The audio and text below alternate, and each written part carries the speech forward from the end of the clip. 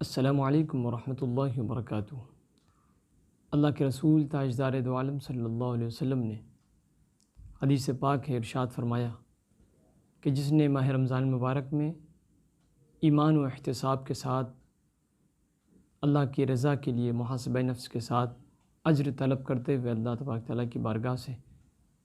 قیام اللیل کیا، یعنی تراویح کی نماز ادا کی، اللہ تبارک تعالیٰ اس کے پچھلے تمام گناہوں کو بخش دے گا۔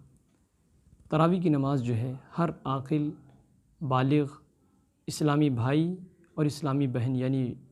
مرد اور عورت دونوں کے لیے جو ہے سنت موقدہ ہے۔ تراویح کی کل 20 رکعتیں ہیں اور حضور علیہ السلام نے اپنے زمانے میں زمانہ نبوی میں حضور علیہ السلام تراویح پڑھا کرتے تھے۔ بعض اوقات آپ علیہ السلام نے جو ہے وہ تراویح کی نماز چھوڑا بھی ہے، اس وجہ سے اس خدشے کی بنیاد پر کہ کہیں ایسا نہ ہو کہ مستقل تراویح پڑھنے سے کہیں ایسا نہ ہو کہ فرض قرار دیا جائے، اس لیے حضور علیہ السلام نے جو ہے وہ کبھی کبھی سے چھوڑا بھی ہے۔ اور سیدنا فاروق اعظم رضی اللہ تعالیٰ عنہ کے دور خلافت میں ان کے عہد میں باضابطہ طور پر 20 رکعتیں پڑھی جانے لگی، اور آپ نے خود دیکھا، جائزہ لیا کہ کچھ لوگ تنہا پڑھ رہے ہیں، کچھ لوگ جماعت بنا کے پڑھ رہے ہیں، تو آپ نے ایک حکم نافذ فرما دیا، اور وہ حکم یہ تھا کہ تمامی لوگ جماعت کے ساتھ 20 رکعت نماز پڑھیں۔ چنانچہ ایک امام کے پیچھے جب سارے لوگوں نے جو ہے نماز پڑھنی شروع کی اور حضرت عمر نے یہ صورتحال اس منظر کو جب دیکھا تو آپ نے فرمایا نعمت هذه البدع، کیا ہی خوب یہ بدعت ہے، کیا ہی خوب یہ کام ہے۔ اس طریقے سے آپ جو ہے باضابطہ طور پر آپ نے یہ حکم نافذ کر دیا، اور امت مسلمہ آپ کے اس حکم کی تعمیل کرتے ہوئے، آپ کے حکم کی بجاوری کرتے ہوئے 20 رکعت نماز پڑھنا شروع کی۔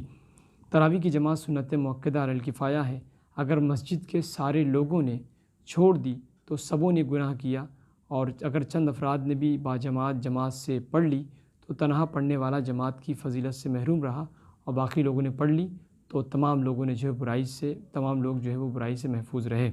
تراویح کا وقت جو وقت ہوتا ہے اس کا وقت یہ ہے کہ عشاء کے فرض پڑھنے کے بعد سے صبح صادق تک ہے، اور عشاء کی فرض ادا کرنے سے پہلے تراویح پڑھ لی تو نہیں ہوگی، بلکہ عشاء کے فرض کے بعد ہی جو ہے اسے پڑھنا ہوگا۔ وتر کے بعد بھی تراویح کی نماز پڑھی جا سکتی ہے، اور پھر جو ہے وہ مستحب یہ ہے کہ تراویح میں تہائی رات تک تاخیر کرے، اگر آدھی رات کے بعد پڑھے تب بھی کوئی کراہت نہیں ہے، ہو جائے گی۔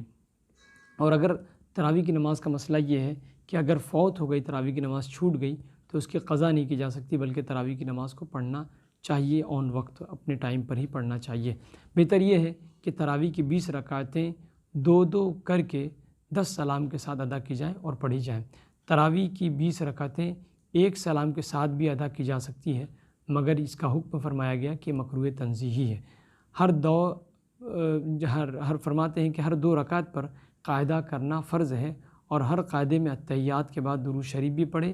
اور پھر اس کے بعد ہر 2 رکعت کے شروع میں جو ہے وہ ثنا پڑھے اور امام تعوذ و تسمیہ بھی پڑھے۔ اس طریقے سے جو ہے جب 2 رکعت کر کے پڑھ رہا ہے تو ہر 2 رکعت پر الگ الگ نیت کرے، اور ہر 20 رکعتوں میں اگر ہر 20 رکعت کی ڈائریکٹ پوری مکمل نیت کر لیا تب بھی اس کے لیے جائز ہے۔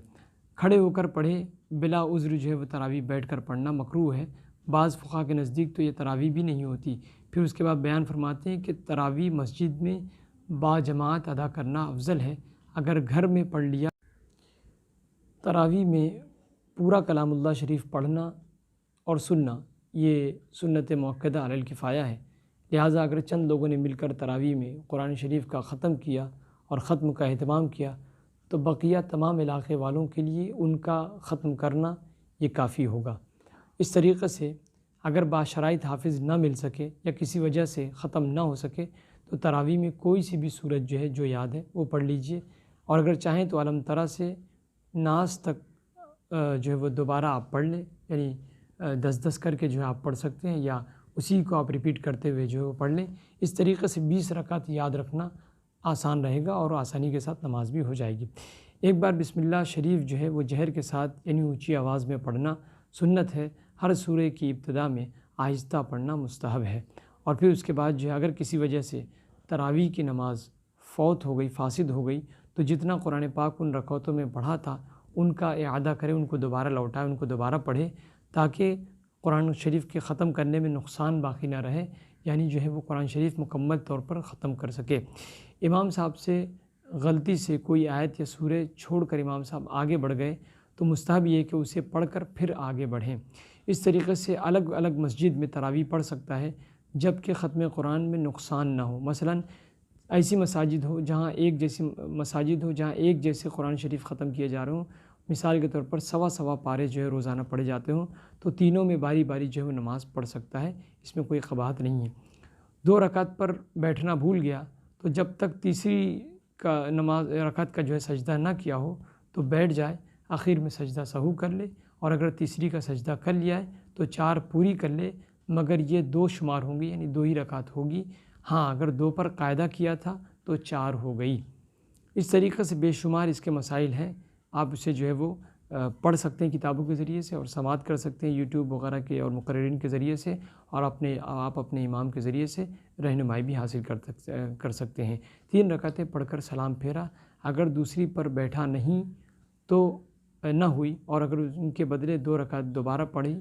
تو نماز اس کی ہو جائے گی۔ اس طریقے سے جو ہے وہ سلام پھیرنے کے بعد کوئی کہتا ہے 2 ہی، کوئی کہتا ہے 3 ہوئی، اور اب جو ہے امام صاحب جو ہے وہ خود تذبذب کا شکار ہے، تو امام صاحب کو جس پر اعتماد ہو اس پر عمل کرے، اور اسی کو بنیاد بنا کر جو ہے نماز مکمل کرے، اور یا تو پھر جس پر اعتماد ہو اس کی بات مان لے۔ اگر لوگوں کو شک ہو کہ 20 ہوئی یا 18 تو 2 رکعت تنہا اپنی نماز کو ادا کریں۔ اس طریقے سے بیان فرماتے ہیں کہ امام و مقتدی ہر 2 رکعت کی پہلی میں جو ہے وہ ثنا پڑھیں، اور التحیات کے بعد درود شریف اور دعا وغیرہ بھی پڑھیں۔ اگر مقتدیوں پر پریشانی نہ ہو تو تشہد کے بعد اللہم صلی علی، اگر جو ہے وہ مقتدیوں پر پریشانی ہو، تکلیف ہوتی ہو، اور یہ تمام التحیات پڑھنا، اس کے بعد درود ابراہیمی پڑھنا اور دعائے ماثورہ پڑھنا اگر یہ دشوار ہوتا ہو، تو اب بیان فرماتے ہیں کہ درود پاک کی جگہ اگر مقتدیوں کو گرانی ہو، پریشانی ہوتی ہو، تو تشہد کے بعد اللہم صلی علی محمد و آلہ پر اکتفا کرے، اتنا ہی پڑھ لے تو چلے گا۔ اگر 27ویں کو یا اس سے قبل قرآن پاک ختم ہو گیا ہو تب بھی رمضان تک تراویح پڑھتے رہیں کہ یہ سنت مؤکدہ ہے۔ اس طریقے سے بیان فرماتے ہیں کہ وہ جو تراویح کی جو دعا ہے وہ یہ ہے، جو ہم تشہد تراویح کے لیے تسبیح ترویح میں بیٹھتے ہیں تو اس کی جو دعا ہے وہ یہ ہے، سبحان الملک القدوس، سبحان ذی الملک والملکوت، سبحان ذی العزت والعظمت والہیبت والقدرت والکبریاء والجبروت، سبحان الملک الحی الذی لا ینام ولا یموت، سبوح قدوس ربنا ورب الملائکۃ والروح، اللہم برحمتک یا ارحم الراحمین۔ اس طریقے سے جو ہے وہ بے شمار اس کے مسائل ہیں، آپ جو ہے وہ اس طریقے سے مسائل سیکھنے کی کوشش فرمائیں۔ رمضان شریف میں وطر میں جماعت جو ہے وہ وطر کو جو جماعت کے ساتھ پڑھنا افضل ہے، مگر جس نے عشاء کی فرض بغیر جماعت کے پڑھی وہ وطر بھی بغیر جماعت کے پڑھ سکتا ہے۔ اس کے علاوہ یہ جائز ہے کہ ایک شخص وطر پڑھائے اور دوسرا تراویح پڑھائے، یہ بھی جائز ہے، یعنی جیسے ہمارے یہاں مسجدوں میں ہے کہ امام صاحب جو ہے فرض نماز عشاء کی اور وطر پڑھاتے ہیں، اس کے ساتھ ساتھ دوسرے امام جو ہے وہ تراویح کی نماز پڑھاتے ہیں، یہ جائز ہے۔ حضرت سیدنا عمر رضی اللہ تعالیٰ عنہ